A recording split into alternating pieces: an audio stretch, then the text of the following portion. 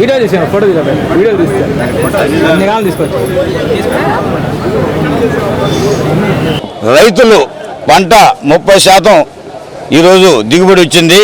కొనుగోలు కేంద్రాలు పెడతామని చెప్పేసి జాయింట్ కలెక్టర్ గారు అందరినీ కూర్చోబెట్టి మేము చేస్తామని చెప్పారు. కానీ ఆయన మాటను కూడా అమలు జరగకుండా ఈరోజు డలార్లు, రైస్ మిల్లర్లు కుమ్మక్కైపోయేసి దారుణంగా అతి తక్కువ రేట్లతో కొనుగోలు చేస్తున్నారు. ఆ విషయం మీద మొత్తం కూడా గతంలో కూడా చెప్పాము, ఇప్పుడు కూడా చెప్పాము.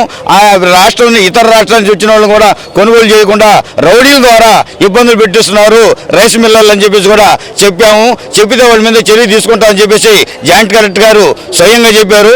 సార్, మీలాంటి అధికారులు జోక్యం చేసుకుంటున్నారు. కలెక్టర్ గారు, మీరు చిన్న అధికారులు, ఉన్నత అధికారులు అందరూ కూడా ఈ రైస్ మిల్లర్లతో డలర్లతో కుమ్మక్కైపోయి ఇతర రాష్ట్రాల వాళ్ళు వచ్చి మంచి రేటు కొనే దానికోసం ముందుకు వస్తున్నా కానీ తక్కువ రేటుతో కొనుగోలు చేస్తున్నారు. ఆ విధంగా కౌలు రైతులు చాలా ఇబ్బంది పడుతున్నారు. కౌలు రైతులు అయితే చాలా దారుణంగా ఉన్నారు. పెట్టుబడులు చూస్తే ఎకరాకి 40,000 అవుతుంది. కొనుగోలు చూస్తే 18, 16, 17, కనీసం నిన్నైతే 18,000కి కొనుగోలు చేసి వాళ్ళు ఇబ్బంది పెడుతున్నారని చెప్పేసి అన్ని కూడా విషయాలు చెప్పాము. మేము వెంటనే వాళ్ళ మీద చర్య తీసుకుంటామని చెప్పేసి జాయింట్ కలెక్టర్ గారు చెప్పారు. అందుకోసం ఈ డలారీ వ్యవస్థని రానికుండా చేసి కొనుగోలు కేంద్రాలు అన్ని ఏరియాల్లో పెట్టమని చెప్పాము.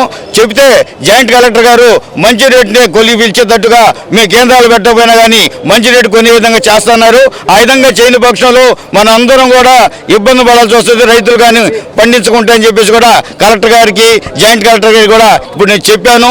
రైతు ఉంటేనే మనందరం కూడా 3 పూటలు తిండి తింటామని చెప్పి కూడా చెప్పాను. వాళ్ళు దానికి ఆమోదించి ఈ అవినీతి అధికారుల మీద, అదేవిధంగా ఈ రైస్ మిల్లర్ల మీద, డలాల మీద చర్య తీసుకుంటామని అన్నారు. ఆ విధంగా తీసుకొని కౌలు రైతుల్ని కాపాడాలని కోరుతున్నాం.